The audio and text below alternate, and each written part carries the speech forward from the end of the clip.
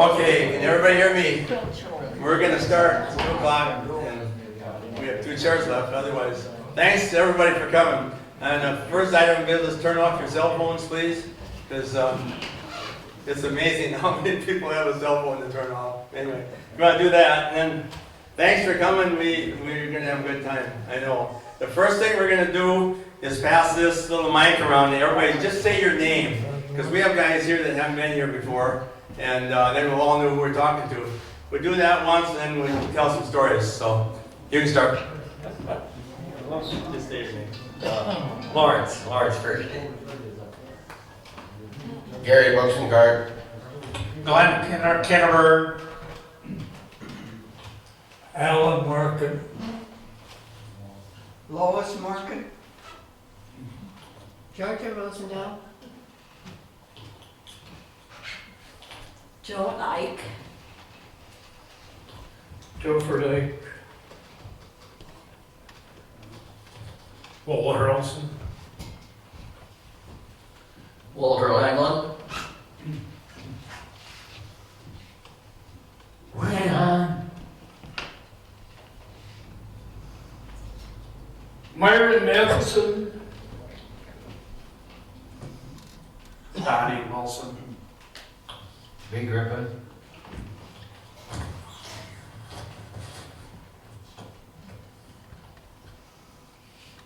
Bob Dearson.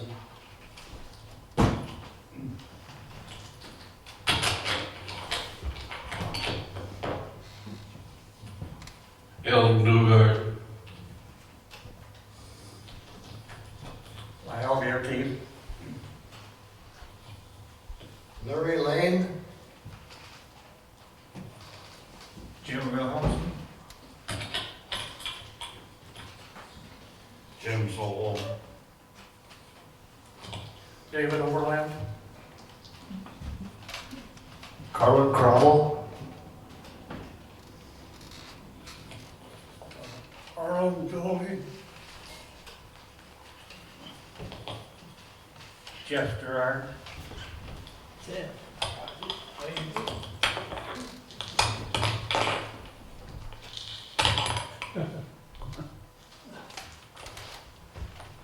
Husband Ozzie Quandall. Francis O'Regan.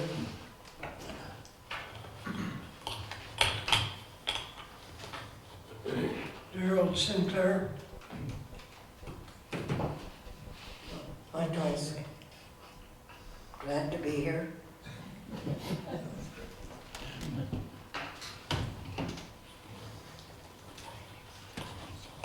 Paul Solon.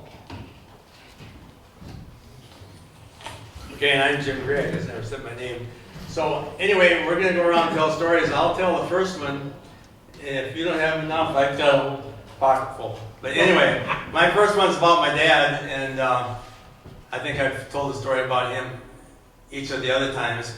Like I said, he never swore, and he hardly ever raised his voice a whole lot. We had a lot of livestock. He was good with livestock, but he had pretty fair amount of patience. So this story starts, it's in the wintertime. We had a long hog house with a narrow alleyway down the middle, like 3 or 4 feet wide.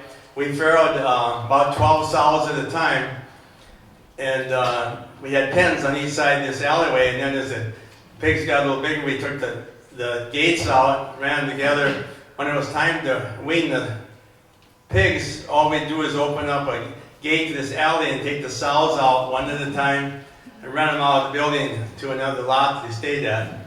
So that's what he was doing, and of course we kids were in school, and he got down to the last sow, ran her out in the alley and ran her down, and she went down to the gate or the door and set all 4 feet. Absolutely wouldn't go. And he pushed and pushed on her, and then she'd whirl around and run down the end of the alley. He'd get her up and run her up, and he's wasting a lot of time and had to do something. So we went over to the machine shed and got the little C Alice that that was our church tractor. And you back that up to the hog house, that door had a little log chain on it put in there, and he pulled the log chain in. went down the other end and chased the sow up, and of course she set her feet right at the door. He grabbed the log chain and put it around her heart girt around behind her front legs. My mom was washing dishes in the kitchen and had a window that looked right out on that area. And she looked out and saw my dad driving the little CL is pulling this probably 400-pound sow. And the sow, of course, was on her side. It looked like he's using her for a snowplow. And anyway, he went right over into the lot where she needed to be, backed the tractor up, got off, and unhooked the log chain. The sow jumped up and walked away. And he thought that was so cool. He thought of doing this, and he was so happy about it.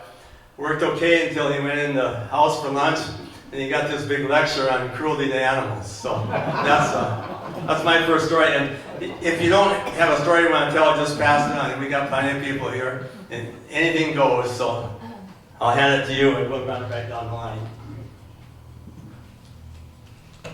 Well, I don't know if I have any stories. Lucky I don't get run out of town here in Spring Grove because it'll be 56 years ago in June I stole the prettiest girl in Spring Grove. I'll tell a story about when I was just going to school yet. Our chores at night after we got home from school was to clean the barn. So get everything ready for Dad for milking. But we used to have that wheelbarrow and dump it out the end of the barn door and all that stuff. And I noticed that the pigs were always in there rooting around and stuff like that. And I got the bright idea that if I was to open the door and let them in, they would clean up a lot of stuff, and then all I'd have to do is just, scrape up a little bit. So we'd get home from school, we'd run upstairs and get our clothes, come down and watch a little bit of TV. And a commercial, we'd start changing clothes, and another commercial, I ran out and I opened the barn door. Well, next commercial, I was going to sneak down there and close the barn door to keep the pigs in there so they'd have to root around.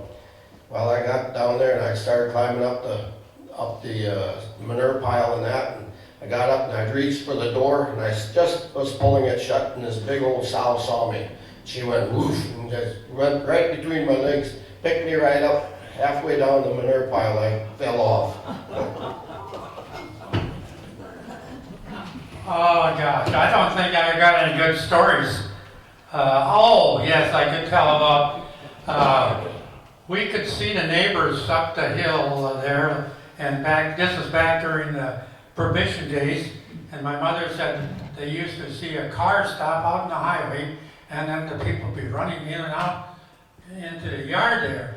And finally, when they moved away, Dad bought this 40 acres, and he started checking, and here in the manure pile was a big wooden box.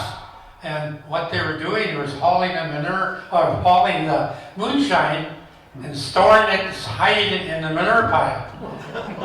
And that's the moonshine story for me, but I got lots of other stories to tell, but they aren't funny though. Well, I can't think of any particular story right now. I guess would be my first time at driving horses. We had a couple work horses, no riding horses, but work horses. And Dad would drive them home and put them in the other yard for noon meal. And I asked if I could drive them. And he said, sure. They were very gentle, just drive them through the gate. And so I got through the gate, and I wanted to know if the gate was shut, so I pulled the reins, I turned them all the way around, trying to see if the gate was shut behind me. Finally, he said, you better just drop the reins, because they were going in circles with me. So, worked out fine. Well, we didn't have electricity for a milking machine when I started milking, so we'd sit on a crock in the barn and milk by hand. And then in the summertime, we'd go out, and we'd sit outside because it was too hot in the barn, and sit in a crock out there by the cow and milk. And when the cow got tired of it all, she'd walk away, and then you'd have to pick up your crock and your pail and go after her. But anyway, one summer, my folks wanted to go to Oklahoma, and I was still in high school, and I convinced my brother that him and I could do the chores when they were gone. But I sure was glad when they came home again because we had a cow that had tits. I don't know, as big as, and you couldn't get your hands around them. Oh, it was such a job milking her. So I was really, really glad when they came back from Oklahoma. Well, the only thing I can remember when I was young was my dad. We lived on Beaver Ridge, and our pasture was down in West Beaver Valley where the cows went to pasture every day. And our job was to go get the cows for milking at night. And I guess after we got married, my big job was to wash the milkers and probably feed calves. That was about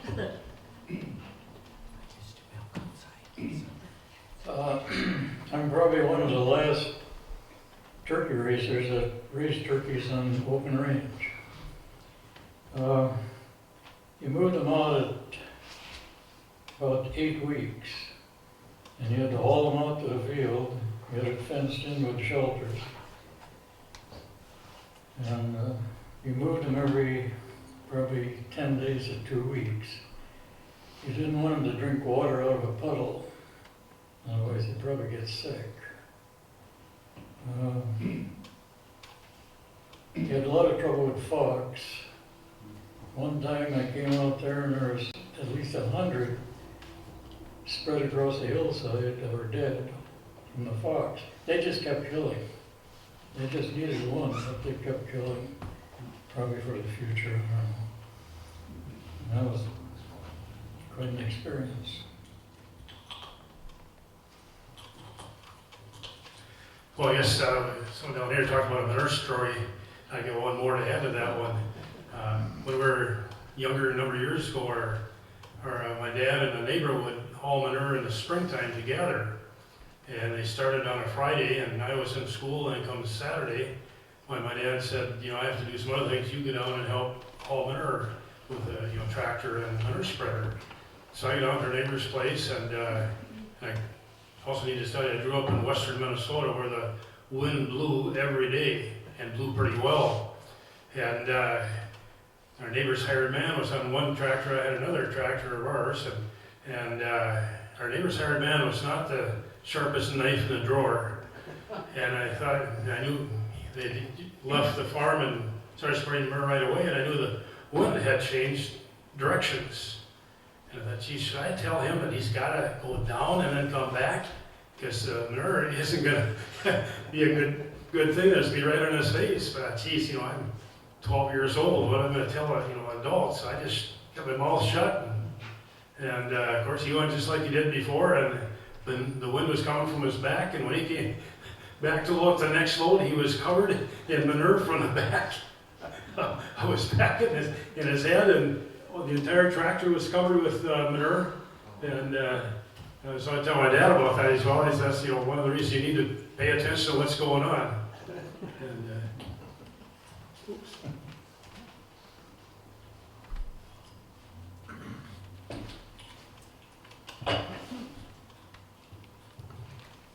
We were little kids in the late 1930s or so. Our job was to go and get the cows who were down on the bottom.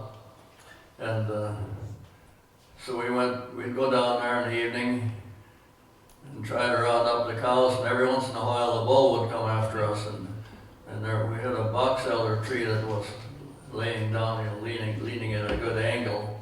So we'd run up that box elder tree and stay there until the bull got tired and left us, and then we could get down and get the cattle home.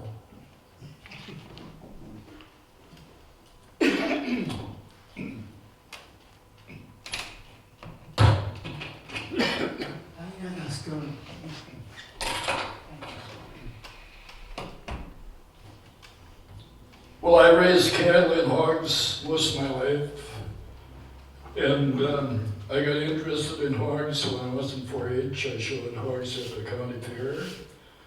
Then I got an FFA. I showed hogs at the state fair for FFA.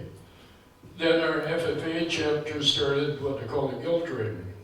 We bought 3 registered landrace gilts that were bred. And 3 of us each got one, and we raced a litter. Then the following year, we got back 2 bred gilts to another member, and I stuck with it. I raised registered land-raised breeding stock for about 15 years. Then I farmed with my dad, and he had his hogs, and I had my hogs, and that was the only income I had, was so I got off these hogs of mine. Then I finally gave it up after about 15 years. Then we raised market hogs, and 60 years ago, supply and demand kind of set the price. And if you pair the hogs in the wintertime, they'd be ready to sell about in July, and most hogs were raised in the northern states where it was cold, so the main thing was to keep them from freezing to death when they were born in January and February. So I spent a lot of nights in the hog house getting them under the heat lamp so they could live. Then I found out one thing: all these farm magazines warned the farmers you should never get your wife to help on hogs, because that did not work. Get the neighbor's wife to help. And then eventually, about 20 years ago, these big confinements raised so many hogs that got rid for his little guys. And about 20 years ago, the price was so poor, I got less when I sold them than what it cost to raise them. So I finally quit raising hogs. And I was fortunate, all the livestock I've had, I never was seriously hurt with any of it. They were good to me and I was good to them, so everything turned out really well.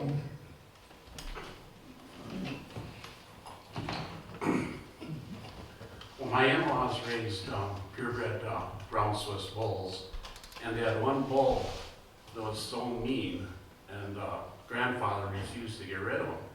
But then one day, he got in a pen with him, and somehow the bull ripped, caught his horn on his front shirt pocket and ripped it off. The next day, the bull was gone.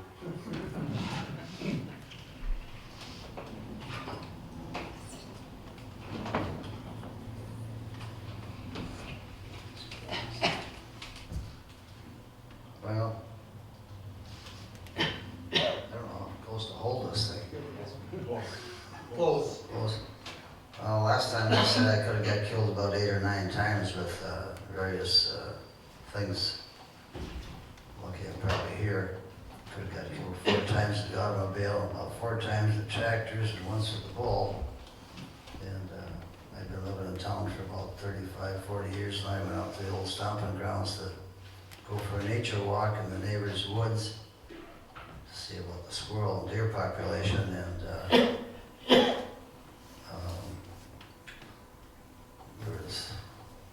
come up over this hilltop, and there's woods on the right and an open pasture, kind of a ravine going up to a pond on the left-hand side. So I thought, well, I'll go up and check on deer tracks up there. And so I walked down the cow path to the pond. There's about 3 or 4 cows up there, and then headed up cow path going the other side of the valley or ravine on the open hillside there to the woods again. And I proceeded down there a ways, and I looked up, and here's a doggone red and white Holstein bull coming right down the cow path I was on. And I always heard about them Holstein bulls, you know. I thought, boy, this is the end of me. I didn't have a doggone thing to protect myself. No gun, no club in my hands, no jacket to take off and use as a matador's cape. So I thought, well, I didn't even break stride. I figured the only thing I could do is angle uphill and hope he goes down and see his friends down at the pond down there and forget about me. So that's what I did. I angled up the hill, and he kept on going. After I got up there a ways, I looked around to see if he was still heading down the pond. By golly, he was.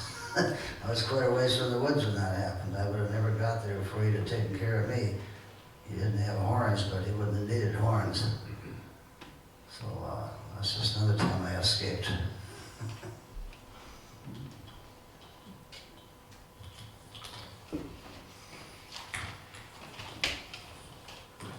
Well, my dad raised hogs for many years, but I can't do that right in the names he called them. Too many decent people here.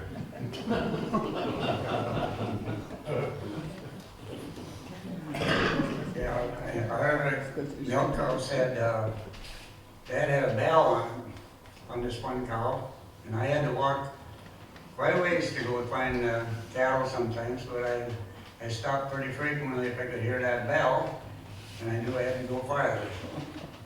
So I enjoyed it. Yeah, my dad used to raise pigs and slop them, I know, and you had to kind of hope you could beat them to the trough and get out of the way by the time they got there. The neighbor used to say the only salvation the pig has in this world is to be stubborn. I recall one time, the neighbor asked if I could help him load up his hogs. I was like, hey, I can try and do that. So the fellow truck driver came up, he had the truck, the end gate would go up in the air, and when you got done, we could pull that rope and it would kind of fall down again. So he said, you just stand here on the side here so they don't see you. But when the hogs get up in the truck, he says, you pull the rope and they'll come down. He said, I'll load them.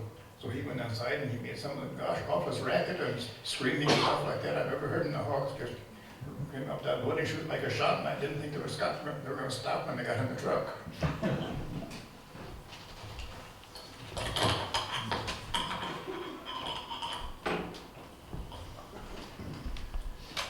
A few years ago, I was at a lease finance meeting in Phoenix, and a guy came up to me, and there were a few of us there from different finance companies that worked in agriculture. He said, can I ask you a question about farming? And I said, yeah, go ahead. He said, well, what do you think of these chickens that they breed them so that they get so heavy-breasted that they tip over? And he said, well, I just got done in the last few months doing livestock inspections and probably looked at 500,000 chickens, which I had, I was telling the truth. And they were all standing. And he looked at me kind of funny, and I said, well, where do you learn this stuff?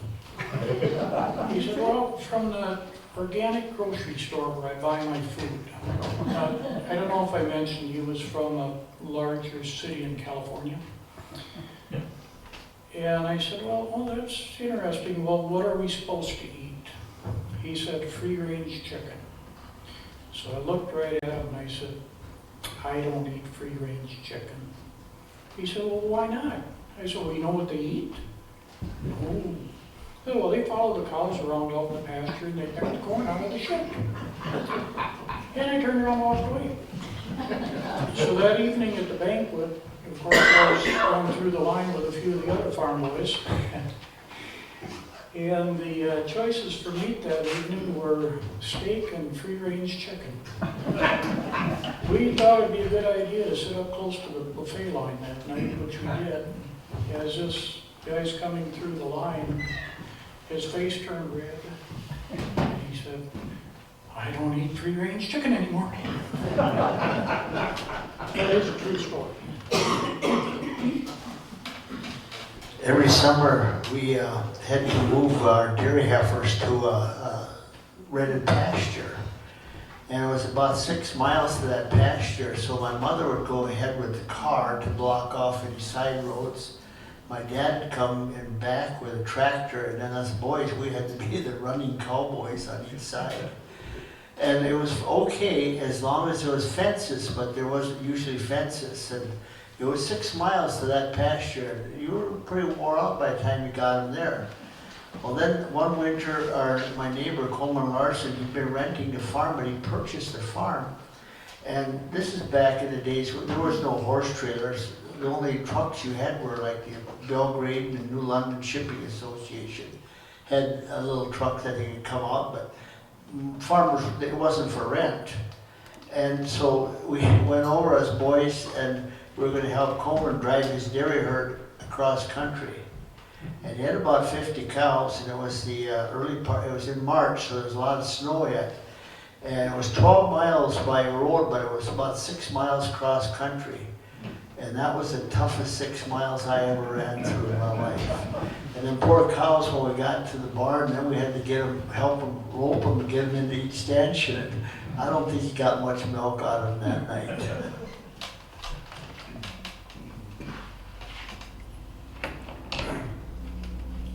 Well, I grew up in a farm with livestock, and then I had a dairy herd for about 30 years. Switched over to beef herd, and this is a little bit about the beef. And concerns, it's Doc Gray is involved in this one. I gave him I wrote up a piece and gave it to him, but it's mainly about working calves and taking time to prepare well, don't cut corners on that. And then there's also, it's better to invest in some better facilities than to pay hospital and medical costs or worse. And the doc will have to read the rest of the story.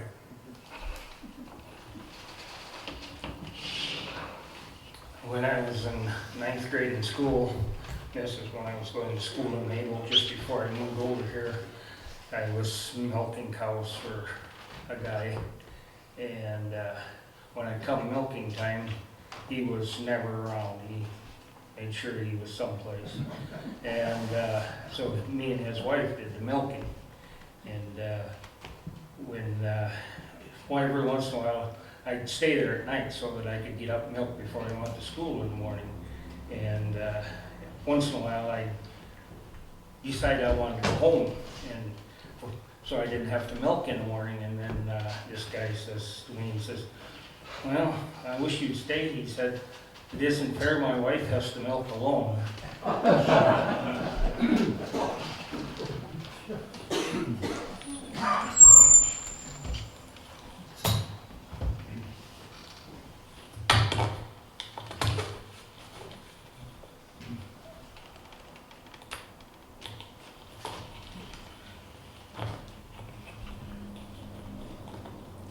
So a farmer came in from a hard day in the field. He was really tired. Gonna get a nice dinner, and he says his wife says, "I was insulted by the veterinarian today." He jumped into a pickup and dashed off to get the vet, and he was going to get an apology for that insult. He says, listen to my side of the story. He says, "I got to the car this morning and I didn't have the keys for it. I had to break a window to get in. Getting to the store, and the shop is a business office, and he said, I had a flat tire. The office has been full of big company all day long." He said, "I had just finished the dogs and broke a roll of nickels on the cash register. They spilled on the floor."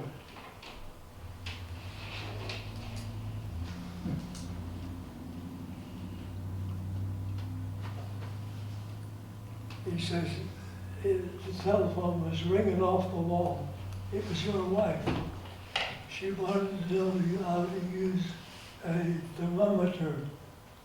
And he says, "I told her."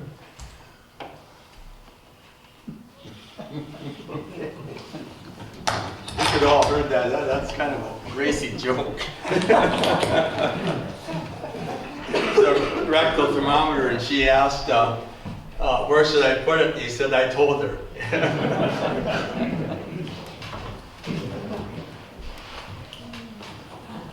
I have a lot of stories I could tell, but I'll tell one. When I first started farming, my brother Robert and I rented a I call it the Rover Farm, right next to town across from the swimming pool. And I don't know if you remember 1958, that all that snow, 20 some inches every week for 3 weeks. I think we had over 60 inches in March. And it's real wet, heavy stuff. So we had to walk up and do chores about 2 miles. When we got up to do chores, we were all wet up to our waist. We stayed in the only warm places in the barn. So we stayed up there till we got done with chores that night too. And then we had to walk back, and we had I forget if we had a horse and that, a riding horse in that farm or one of the other farms.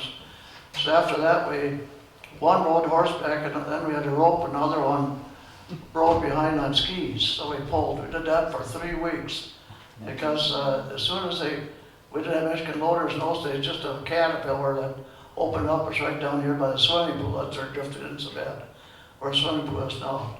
And I opened it up, and I had just a narrow pass, and that filled in right away, worse than before. So I think it's 3 weeks that we had to do that to went on a horse and skis. And then the milk cans, we hauled them up with a horse and on a sled or something up to the road. We weren't that far from the milk plant, but still we couldn't get down our driveway. So that is really a tough time. Was that 1958? Some of you probably remember that. So okay.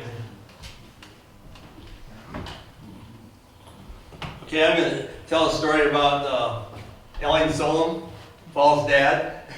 And I didn't see this, but working down at the sale barn, you got trucker stories every week that were pretty good. So anyway, he had, I might not get this quite right, but he had a 2-year-old bull, a Holstein bull, that he bought to breed heifers with. And he got it there, he found out it was a fence jumper and wild and just couldn't stand it, so he decided he'd sell it. And he called the sale barn, and they sent Grant Inkbolson out. Grant had this little tonner truck with a cover on, and it had a sliding tailgate. And Grant went out there, and Ellen was standing by the barn, and the lower barn door was shut, and the upper was open. And Ellen said, "Back your truck right up against this door. The bull's out in the lot, and we'll bring him in. And but I'm afraid you'll break that door down, and we'll load him after you get him in." So Grant backed right up to the barn door, and then he went out in the lot with Ellen and probably a couple boys.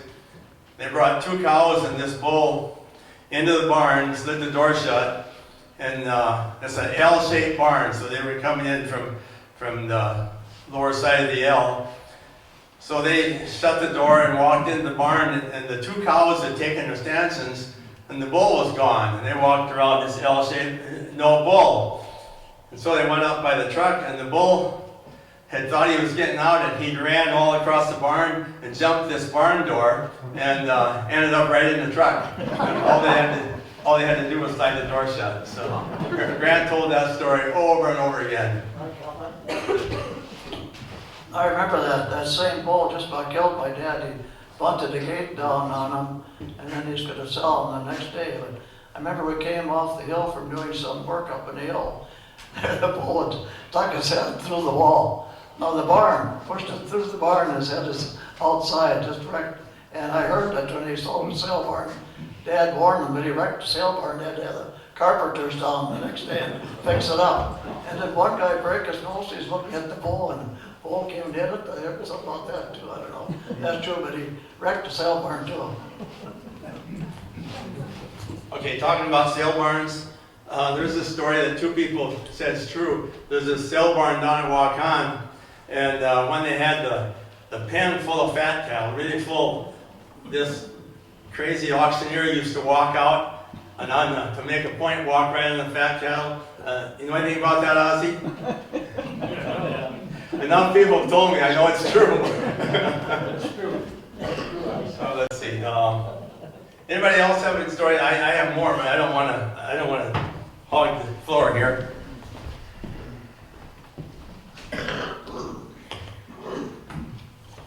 When I was raising pigs, I had contracted a load to be delivered into Iowa, and it was about 220 head that we're going to load on a semi. But the day that we were going to load it, it was up at Thompson Elevator, and the semi came in, and it was about 6 inches of fresh cow manure in the bottom of it. And it had just come from hauling fat cattle over to Hormel someplace, maybe Albert Lee. And it was starting to sleet, and I hired, Mark Gerard, and also, another guy to haul hogs, and they said, Thompson told me, he said, well, we're gonna have to clean that truck out. And I says, no, I said, it's starting to sleet. I said, we'll never get up on that Dan Griffin Hill, that Warmarker Hill there, if it gets icy. So I said, just run them in there. And we got the pigs in and got them on their way, and then I called down to Makokata, Iowa, where we delivered them. And I said, how dirty were those pigs when you got them there? And the guy says, no, they were slick and clean, he said. Well, I said, what about all that manure? He said those pigs ate every bit of that manure, and they walked off that truck. I think I had 0 loss in weight. And it worked out good because it was a clean truck, and I got paid for the whole works. And I remember I had contracted them hogs, and the contract was for 50 cents a pound. And that day it was like $52.50 or $53 for the market, and I kind of lamented. I said, maybe I wish I'd have sold them on the open market instead. And I can still remember that hog buyer there. He looked at me and he said, did you make any money? And I said, yeah, I did quite well on them. Well, he says, if you farm the rest of your life and you make money at everything you do, you'll be the first farmer in America that ever achieved that. And I've always thought of that. And one other was that my dad, he had just bought a new Jetstar Moline tractor. We had a bull, and that bull had run me through the fence once before. And he was out with the cows, and they came to, he wasn't going to go in the barn. And so my dad went with that new tractor out there. That bull backed up, and he just caved the front end, the radiator right in on that thing. And of course, Dad wasn't going to take that, so he went and got the shotgun and put bird shot in it, and he gave that bull a full blast on the side from it. And that bull went right in the barn into in a special stall pen in there, and then of course it was my job to go in there and put the chain on his neck, and that bull just stood there just quivering the whole time. Well, then I'd check him about, we never let him out of that pen until we finally sold him, but I'd go in there and then I'd kind of, take a pet him and that, see if it calmed him down a little bit. After about 2 weeks, you'd run your hand and BBs would just shower right out of his side. And then he finally was loaded up and off the farm he went. There's a lot of cattle stuff. Alan, I'm surprised you don't have some good ones. My golly. And that Ozzy, that's true. I saw you go and crawl up the ringside and dance across the back of those fat cattle once. They were just packed in there, and I think you've done it more than once. The last time I fell, when I hit my wrist on the other side, that was the end of it. I thought I broke it. That wasn't that many years ago. Okay, we're gonna have lunch pretty quick. I'll tell one short story. Lawrence Skauge lived out north of Blackhammer. He raised brown Swiss, or had a brown Swiss milking herd. And I went there once, and the cows were out of the barn, but there was this hay rope tied to a post and went through a stanchion and went right out the barn. And I said, Lawrence, what's that rope for? And so he said, well, I had a brown Swiss heifer freshen a couple weeks ago, he said, and we had her in the barn a couple days, and we turned her out, and when it came time to bring her in, there's no way we could get her in. She'd walk up to the door and go one way or the other. So finally, he got a couple of neighbors, they got a gate, and they ran her up and forcefully just got her in the barn, got her in the stanchion. So he left her there 4 or 5 days and thought, well, she'll be right now. And he turned her out, and she went out. And time to put her in, there's absolutely no way. He had to get the neighbors and the gate back and put her in. So he then took a hay rope tied to the post and put a bowl on her neck so that the wind choke her. Then he turned her out that way. And then when it was time to bring her in, she wouldn't come in, but he had his son just take up slack on the other end of the rope, and he ran her up, and so she had to come in. And he did that for a couple of weeks until she got used to going in, I guess. But that's a brown Swiss story, and that happened more frequently than you'd think. Anybody else want to? Here you go. And we'll get lunch now. You go ahead and then we'll. It wasn't all fun and games down at the sale barn down there. I worked there for about 23 years. I got kicked about 3 or 4 times. One of them, I had a great big lump on my leg, which had to be lanced and drained and doctored up. Another time I got kicked kind of in the groin and everything was black and blue down there. One time I bought a brand new pair of 2 buckle overshoes, went down to sort some 1,000-pound Holstein steers. One of them backed up, stepped on my foot and turned and tore the end right off that brand new pair of rubbers.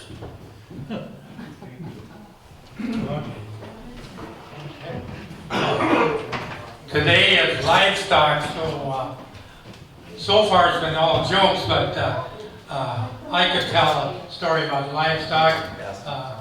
Back 41 years ago, 1979 I think it was, Sally and I decided we're going to change our type of farming, so we made the feedlot 5 units.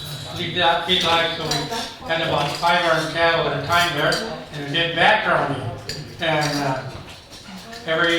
about every Saturday afternoon, why the semi would come in with 90 head of calves. Then we'd spend all Sunday afternoon giving them shots and stuff. And then from then on, every morning we'd have to go through the yards and check for sick cattle. And if there were sick calves, we'd get it into the head gate. And then Sally would give the calf a IV, or maybe if there's the horns on, she'd saw the horns off, and with the blood squirting them up there, she'd take tweezers and pull the veins out. And all of this stuff that she did, we got to thank Mr. Right here he comes. He taught Sally all to do that stuff. And after that, Jim didn't have to come out and do any veterinary work because Sally and I did ourselves. So thanks to Jim for teaching Sally how to do that stuff. So we bought the medicine from Jim, but everything else we did ourselves. Wow, look at the lunch today. Okay, we're going to quit now, and the guys have fruit and start eating, Wesley. Okay, we're going to take off again. You can keep on sipping your coffee or whatever. What I want to do is introduce Katie O'Regan. She's our new development director here, and she's going to do a commercial, which is what development directors are supposed to do. Right.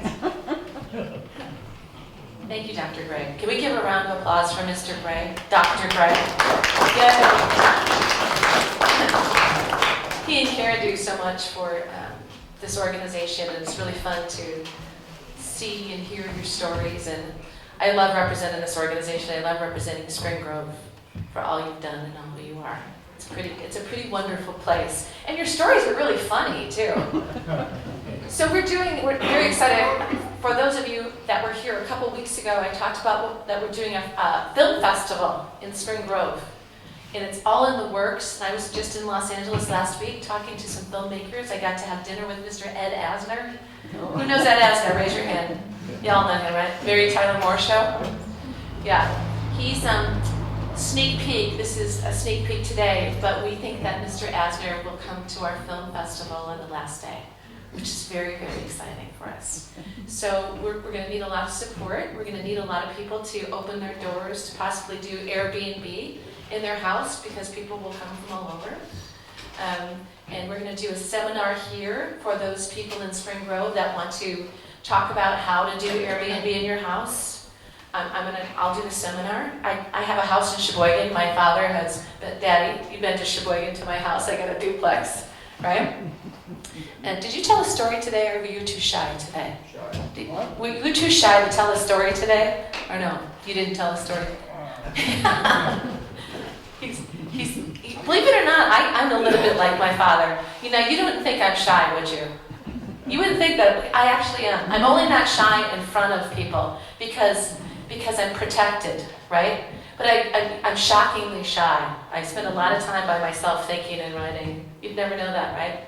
It's weird how people are. You never know who people are. You just have to ask them who they are. Dr. Gray, you're not shy at all, on the other hand. Are you? Ah, you're an introvert?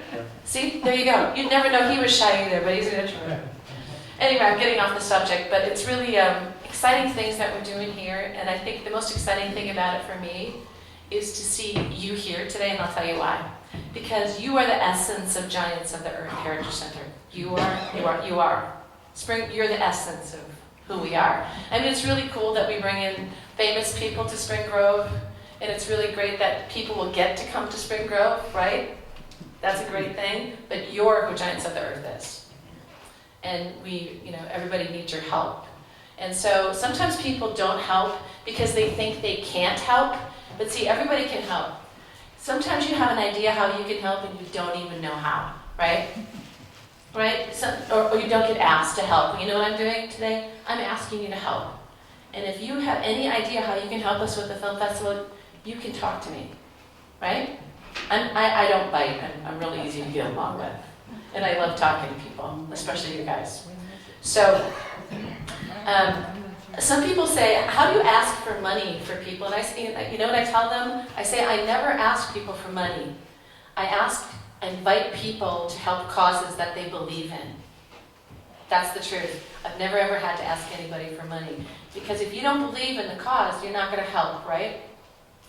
You know what I'm talking about, right? You have to have a passion for it. This young lady helps all the time. Oh yes, she does. She's very humble. But I believe in this organization, and I see it going on for a very, very, very long time. And so if you or you know of anybody else who would like to help, we get a big shot of showing off Spring Grove for the very first time with our first international Spring Grove Festival. We're getting films from Norway because we need to have films from Norway because this is Norwegian Central, right?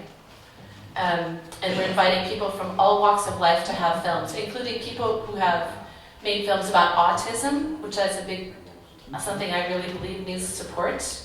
And actually, Mr. Ed Asner is a big supporter of autism, and he supports a lot of autism organizations. I'm saying that incorrectly, pardon me. Anyway, what do you think of the Spring Grove Film Festival? Do you think it's going to be good? I'm going to say something naughty, Dad. Close your ears. Okay. So listen, this is a funny thing. I went over to the post office yesterday, and the postmaster said, "Oh, it's so exciting that we're having a Spring Grove Film Festival." And I said, "Oh, I'm so glad you heard about it." She said, "You know what I'm mad about, Katie? You put that you can't have any nudity in all the films." I said, "What are you talking about?" That's true, we did put that as a part of our stipulation, you can't have nudity in the film. But I about died laughing because you're the Spring Grove, and the postmaster, the woman's telling me she's mad at me. I about blushed my eyes off, but I had to tell you guys because it was really funny. So anyway, that's a good-hearted thing about Spring Grove. We're not such funny daddies, I guess, around here, huh? Yeah.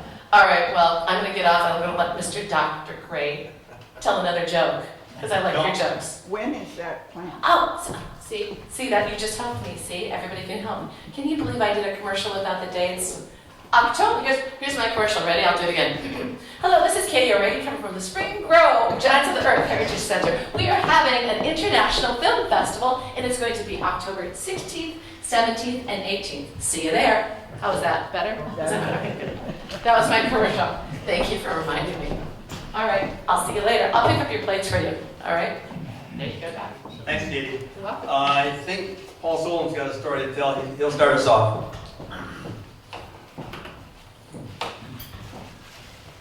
You probably didn't know that Dr. Gray was a cowboy that really rode cattle and everything, because I know I had an animal down on, I call it the Robert Farmers, no pen to chase it into, and he said he'll get it. So he went with his rope, and he got the animal, and I think he swung it around the tree and trailered it. And then once at home in our pole barn, we're going to treat an animal, I think for pink eye or something, he's going to rope that too. And here he roped my son, Aaron. Fell right over him, just perfect. He didn't know if he did it on purpose or for it to be funny, or if he accidentally got the wrong person, I don't know. So, and then I was going to tell a story. I don't know if Myron, you raised pigs, but TGE was around. I remember we had about 40 sows and crates in the barn, and then their pigs are big enough to be weaned. They're really big. I mean, they're over 40 pounds or 50 maybe even. And I sold sows, so I called the trucker. We didn't have our own trailer to that in those days. And the truck came up there and backed up and got about half them in, and the sows ran out again, back in the pig house. And we finally got them. But as at the time TGE was in, so just in a few days, almost all the pigs died except 30 from that TGE. Boy, all that work, carry all those crates in, and that wasn't much fun.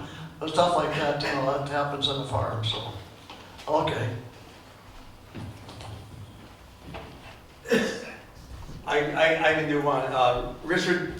Steve Giving, out on Irish Ridge. He's kind of a hobby farmer anyway. This is last year I worked, I think 3 or 4 years ago.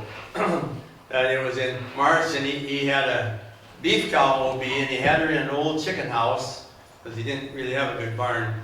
And she was just in a big pen, and I was going to throw a rope on her, and he said, no, it's just, I've got a gate here, and we'll run her in that corner, and we'll swing that gate on her, which we've done often. So we did that, and we swung the gate over, and the cow was just standing there. So Steve said, I can push on it, I'll hold her all right. So I did a vaginal exam and found calves and the legs, everything seemed to be okay. And all of a sudden, this cow went berserk. I don't know what got into her, but she let out a beller and swung around, and of course the gate flew away, and Steve flew away. And the cow ran right by me, and I could see the look in her eyes. She's going to kill somebody. She was hysterical. And Steve, of course, being 30 years younger than me, he was flying up over the gate, and I got a hold of the gate, and then here came this dumb cow, and I knew I wasn't going to make it. And for some reason, this chicken house had vertical siding, and there was a 4-inch piece missing, so there's a little daylight.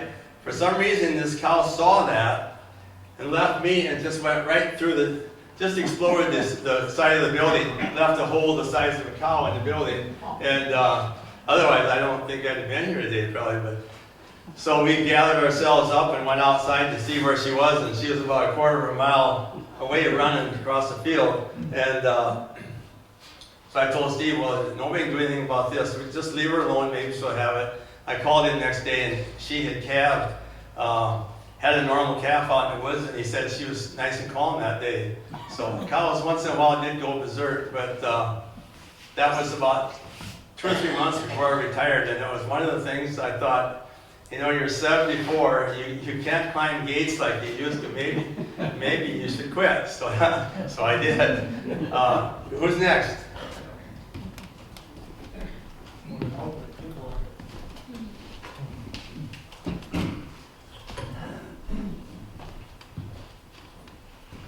We had a Holstein dairy herd for many years, but we also had some Angus beef cattle, and we got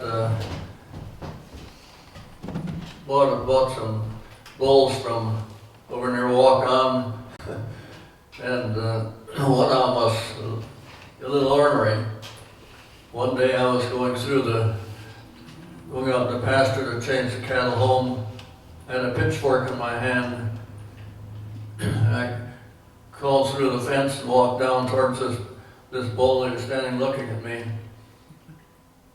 And I hollered at him and told him to go, and he didn't move, he just stayed right there. Walked up to him and stuck the pitchfork in his head, and he just shook his head a little bit and didn't move at all. I thought, time for me to get out of there. So I walked backwards back up to the fence and rolled under the fence and got away.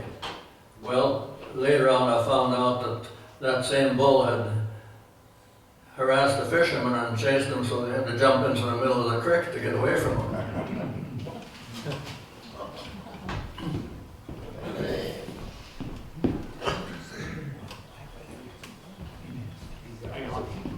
Is this a story or a funny story?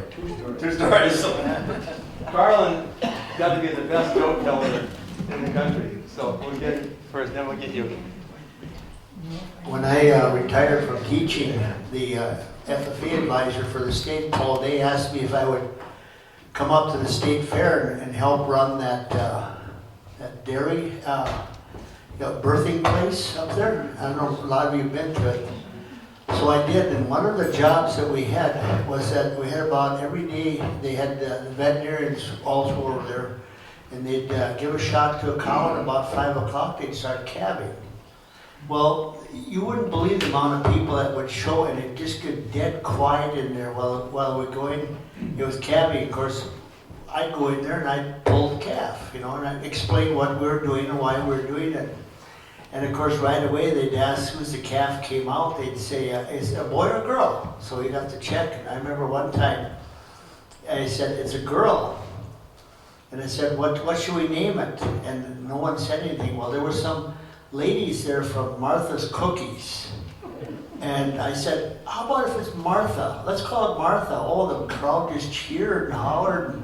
And after that, every day, Martha's Cookies, big barrels of cookies were delivered to our barn, so we had all the cookies we wanted.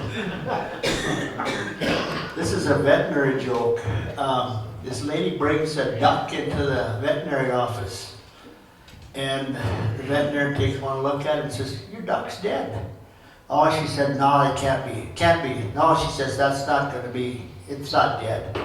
So the veterinarian, he opens the door, and in comes this big black lab dog, and he gets up on the front, falls on the table and sniffs around and kind of whines a little and goes. And then the cat comes in the room, and the cat gets up, walks around the duck and sniffs, and the cat meows and disappears too. And the veterinarian said that'd be $150 for your cat is dead, or your duck is dead. And she says, $150 for that? She said, well, he said if you could take my word for it right away, it'd been $50, but no, you had to have a CAT scan and a lab report to go in.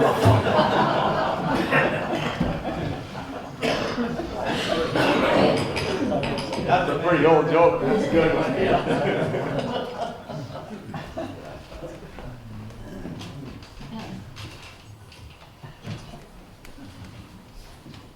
Well, they say necessity is the mother of invention, and one day I came over in the barn and a cow had broken a horn off overnight, and blood was squirting 6 inches in the air. So I was going to get my dehorning iron and heat it up to cauterize the vessel, and I got good and hot, and I pressed down, and nothing. The breaker had gone out. So I went and got that reset and started again, and got it all heated up and tried again, and well, then the cord fell out. So I went back and did that, and went back again, and got it all heated up and tried again, and well, then it didn't work. The breaker went out again. Well, then I decided, got that to finally work, but then I went to get my dehorning iron, but then that had gone dead. So with necessity, I went and got I was saying welder, and I heated up a shaft and a screwdriver, and that's how I cauterized that.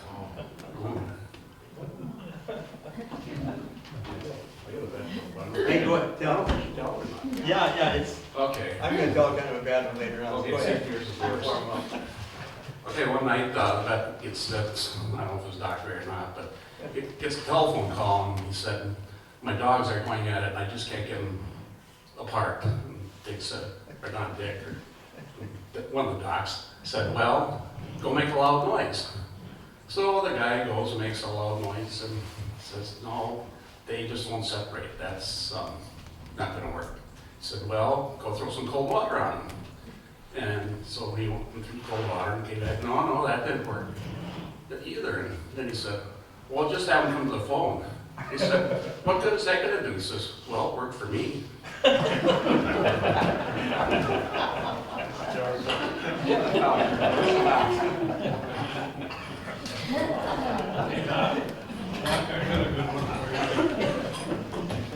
ahead. They tell the story because they're both dead. Eul's Valentine, I was digging in some water lines for him, and he decided we should go have lunch, so we went down to the Crescent. We went down there, Itchy Dinas was down there with his fancy pig in the back of his pickup, and he placed Eul's on some kind of a log deal.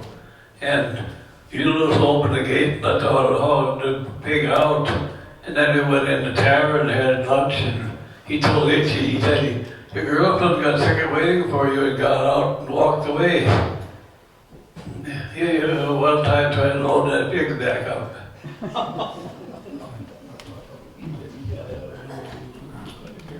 Okay, any livestock stories? Okay.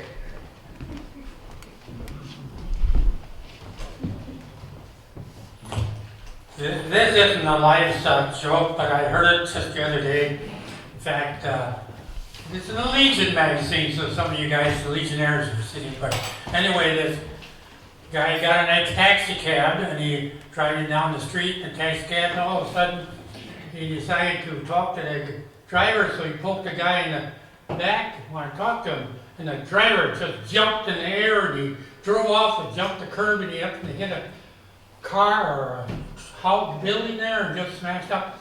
And the driver said, "Oh, I'm sorry," he said, "but this is the first day I've driven the taxi cab." "And what have you been doing?" "Well, I've been driving a hearse for 35 years.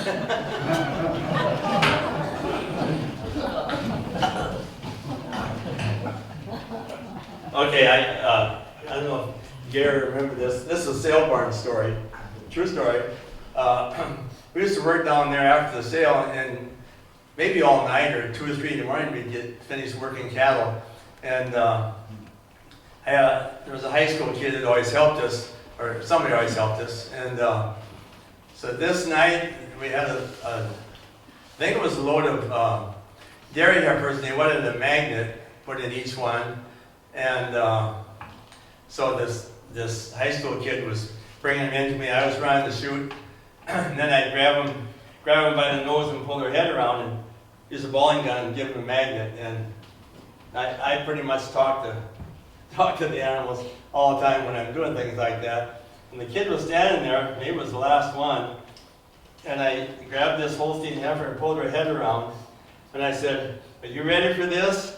And she said, "Yes." And it was a perfect yes. And this kid said, "Did you hear that?" She said, "Yes." I never forget that. She said yes. And he went up to the office and told everybody, "There's a heifer back there that can talk." And I have never had that happen again. I don't know how, but it was just a fluke in her voice that came out yes. So that was pretty cool. Yeah. You have any sale barn stories? He's got one. I got some. I just have to think, I don't know, Jim, if you remember, we had a heifer that went berserk, and it just took off, crazy, went over many fences, ended up down in Newgard's. That's what I thought about, because Elton was talking.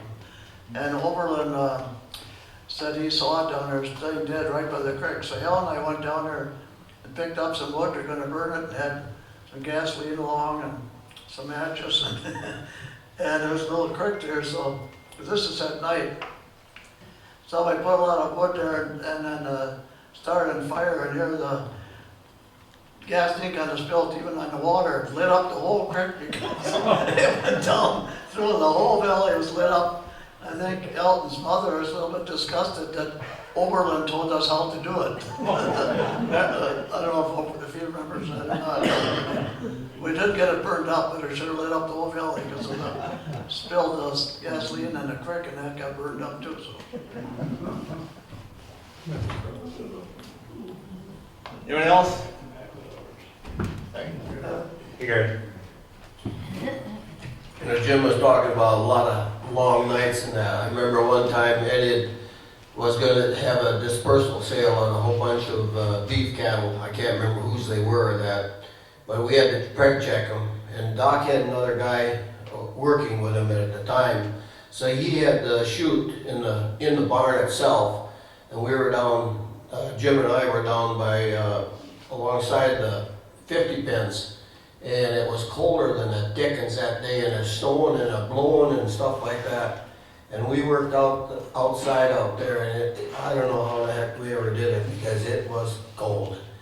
But I had a red heifer, red and white Holstein kind of cross heifer, and that just wilder than the dickens.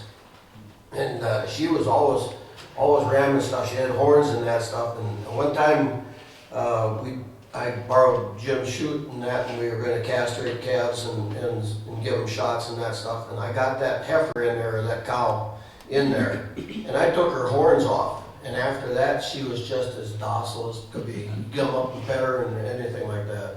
It's crazy what will go on with cattle. I might as well tell this, when I got to Mike here, there was a guy in town that used to do a lot of dehorning, castrating, stuff like that. And when he was finished this one place, they gave him this calf. So he threw the calf in his trunk of his car, and he figured he'd take it down to the sales barn.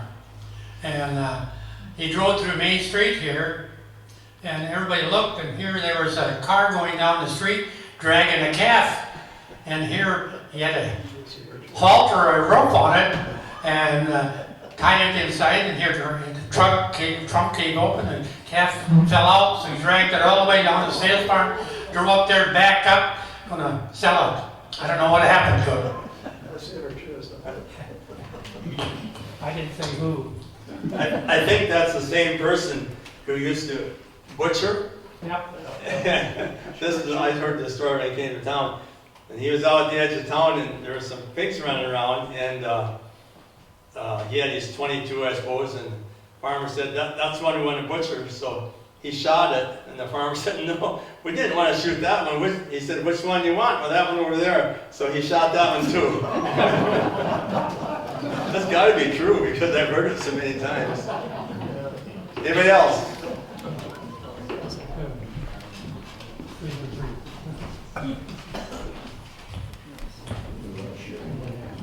Down in what's now Prairie du Chien, with the Mississippi River separating it, they had Swen on the Iowa side and Clarence on the Wisconsin side. Each morning they'd get down there and they'd yell at insults across at each other. And this had gone on for a long time, and Swen, he'd come home and he'd tell Lena, he'd say, oh, if I could just get across that river, I'd punch that Clarence in the nose. He said, I can't stand the things he calls me. Well, after a few years, the states got together and they built that bridge across. And he said, as soon as that bridge is fixed, I'm going across that river, and I'm going to settle this with Clarence. So the morning came, the bridge was open, and Lena made him a big breakfast and said, now you go over there, and don't you come back till it's all settled. Well, he disappeared. He was back in about 15 minutes, and she said, well, how did it go? Well, he said, I didn't make it over there. She says, what? She said, you spent all these years insulting him, and now you had a chance to settle the score, but you didn't do it. What happened? He says, well, I got about halfway across, and I saw a sign on the bridge that said, Clarence, 11 feet. He said, I didn't realize that guy was that big.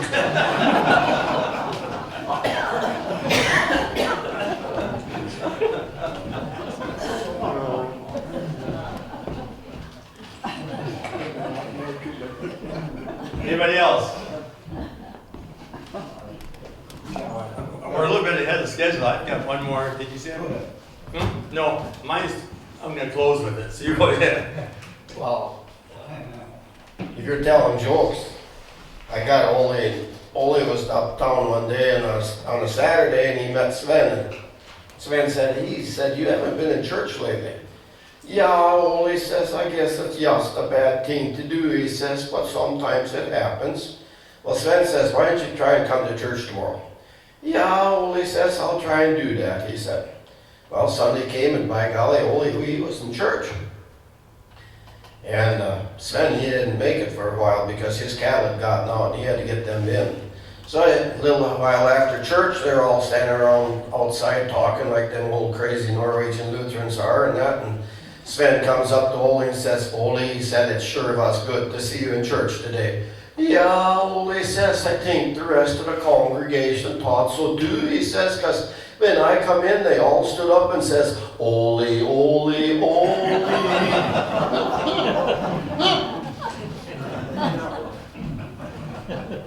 Anybody else?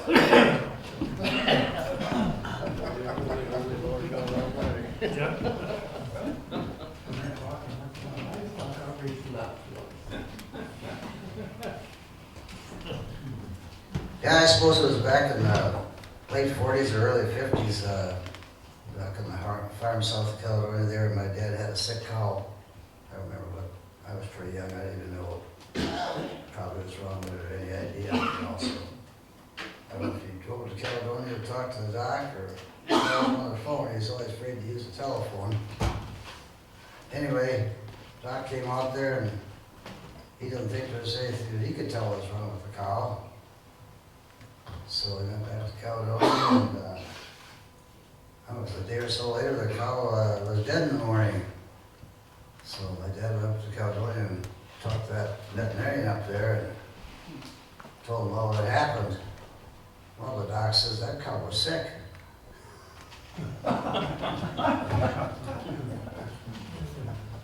That's a true story, right? Yeah. Okay, well, go to Paul.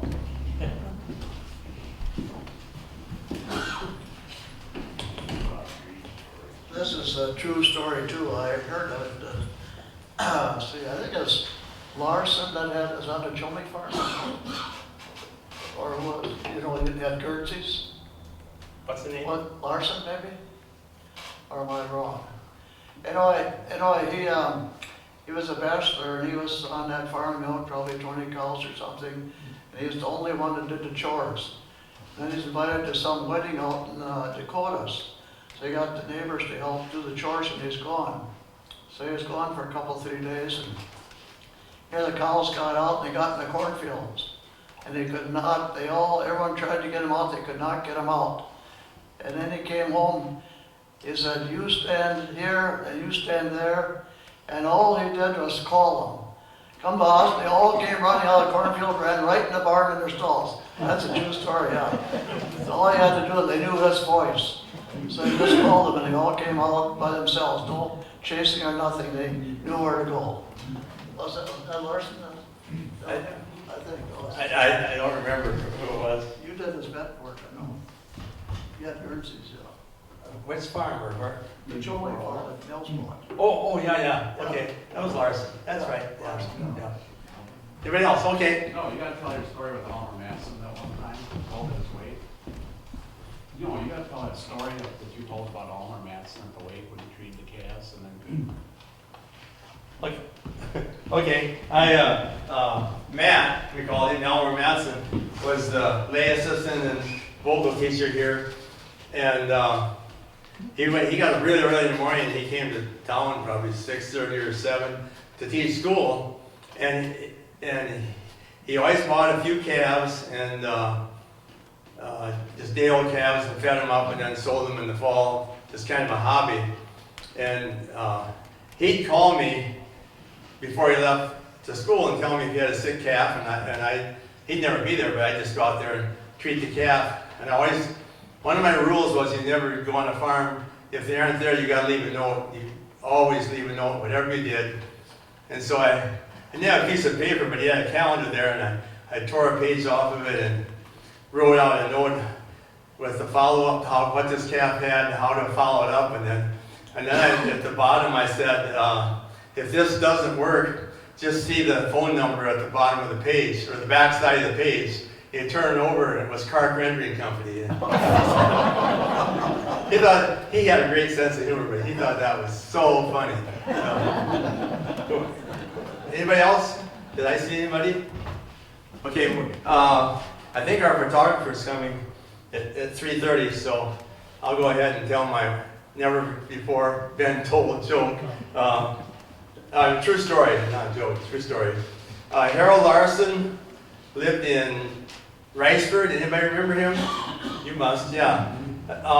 When he was in his 30s, early 40s, he had laryngeal cancer, and they had the surgery that removed part of his larynx, so he couldn't speak. But they came, and this is a long time, that must be 30 years ago, and they came up with this little electronic box the size of a pack of cigarettes, and it had an on-off switch at the bottom, so it must have taken a lot of juice. And it had a thing like a pencil that came out of it.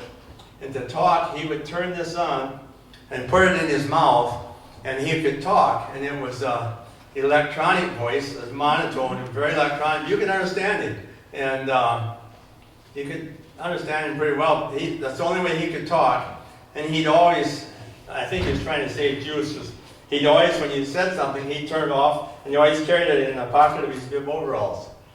And first time I went out there, it was kind of embarrassing because if you'd ask him a question, he'd always have to get it out, turn it on, he'd answer your question. And so you didn't get much done because it took so long to carry on a conversation that way. But then I learned that when you ask him a question, just a yes or no question, and then he could nod yes or no. And so we got along really well, got to be good friends. So anyway, my story, it was like in July, it was a hot summer morning, and he had about 20 sows that he wanted vaccinated. And so I went out there, and he had him in the hog house. It's like my dad's hog house. It had an alleyway 3-4 feet wide running the length, and then a pen on each side. And he had these sows in one of the pens on one side. Normally when we were vaccinating sows, we could push them up in a pen and walk around with a syringe and give them a shot and mark them. They'd settle down, and you could do that. These had way too much room. They'd run all the way to one end. You go down there and they'd run all the way back to the other end. It just wasn't working. So finally I said, why don't we just open a little door to this alley? We'll run 2 or 3 into the alley. I'll go out there and push them to one end and vaccinate them. And it worked well. So that was going really well. We had about half a dozen left. And I did 3, and I'd open the door in the end and went back to push them out. 2 of them went out on the other sow. We have these pig stories about stubborn pigs. She would not go out. She'd run up right to the door and set her feet, and then we'd get behind her and push, and of course then she'd whirl around and knock us over and go down. We did that for about 15 minutes, and we were getting hot and sweaty and disgusted. And all of a sudden, Harold put up his hand for me just to stop, and he got out his little electronic thing and turned it on, and I thought he was going to come back and talk to me about how we were going to do this. He didn't come to me. He walked up to the sow. She was standing there with her feet braced, and he put his mouth and got right down by her, and he said in an electronic voice, "Get the hell out of here, you stupid son of a bitch." Then he backed up, turned off his phone, put it in his pocket, and he motioned me to come on and do it. So we got up behind her and pushed and pushed. Sure enough, she walked out the door. And I'll never forget the look. He had this big grin and turned around and looked at me. Absolutely a true story. And I've never told it before, but he's been talking about it a while, so I guess I could. Okay, here you go. I don't know if you know it, but Dr. Gray had some wonderful Persian horses, and he sold one to a guy I know that's a real good horseman up by Millador, Wisconsin. And he was in it big time, so one of his horses went for a hitch for a real famous out east. Just drove the top people around. I think the women had to do it. I don't know what, you probably know what they called that. That is one of the top ones in the United States. Got to be one of that he bred. Yeah, Is, he sold it, I think, at an Ohio horse sale. Somebody Yeah. He never did tell me how much he got for it. I know it was big bucks. A lot more than I sold it for. I know that. That's why he didn't want to tell me. Because he probably paid twice. Everybody else, we have a little more time. You know, Carlin? Yep. Used white gas. What? Did you ever know anybody that used white gas with dry cleaning? Nope. Well, they told the story about the gentleman that come home from the wars and used that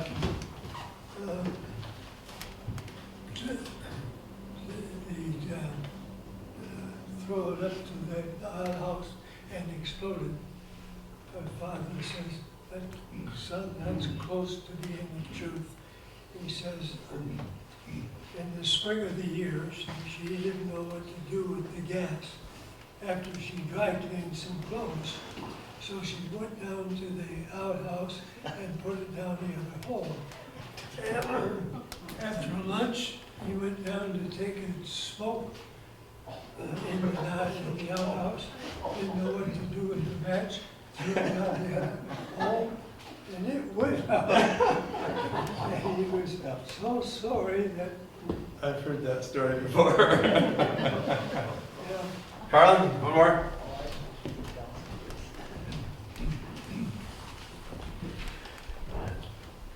Ole had gone to Luther College, and Lars was home, and Ole had been in college for a couple months and decided to call home, and Lars answers the phone, and Ole said, "How's things going?" He says, "Well, your cat died." Oh, he said, "Did you have to break news like that so quick?" Well, Lars, Ole said, "Well, how should I do it then?"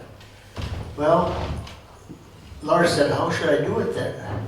Well, he says, "The first time I called, you could say, well, the cat is sitting up on the woodshed by herself.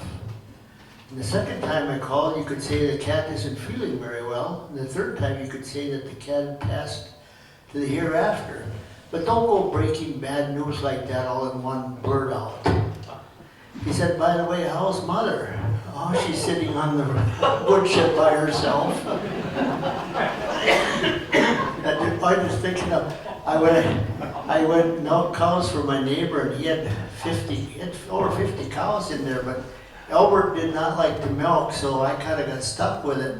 But he'd come in and he had one Jersey in there. Otherwise, they're all Holsteins in it, but that Jersey was so short that you couldn't get the milk bucket under her decently, so he'd milk it by hand. Well, he'd get about halfway through, and that cow would always lift its foot, stick it right in the pail.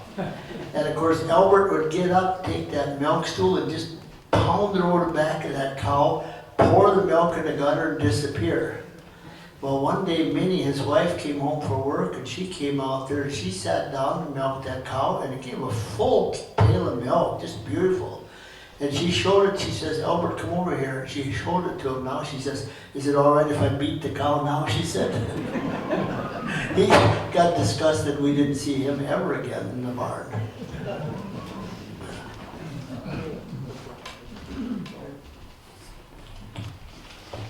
We had a pretty good sized Hereford bull that was, for the most part, quite gentle, unless you were wearing coveralls. It had a bad experience at some point with somebody wearing coveralls, and it'd take after you. More about coveralls. I see our photographer's here, but I did think of one story. Ronnie Nierstedt, a lot of people knew Ronnie Nierstedt. He milked cows down in the valley here, and he had brown Swiss cows. And Ronnie didn't move very fast at all, and he got up really late in the morning. He put the cows in, and he wouldn't bother the time because they were really tame, and he was so slow and gentle. So he got along just, he never had to take the time to tie the cows. But if a vet came or a stranger and just walked in the door and made a strange sound, the cows would just all leave. They'd just leave the barn, which is kind of embarrassing to a vet. And Ryan said, "Oh, that's okay. They'll give more milk tonight." Okay, so I think our photographer is here. What we're going to do, I'm going to hand out a questionnaire. It's a really short one. You see, you each have a pencil, and it has our Giants mission statement on it, and then it has 2 questions. One, if we do this again, what are some topics you think would be fun? And the other one is just, what ideas do you have, creative ideas that could help Giants do whatever? And then there's the third one is just comments. And you can sign your name at the bottom, or you can't. It doesn't make any difference if you want your name there. If you don't, that's okay too.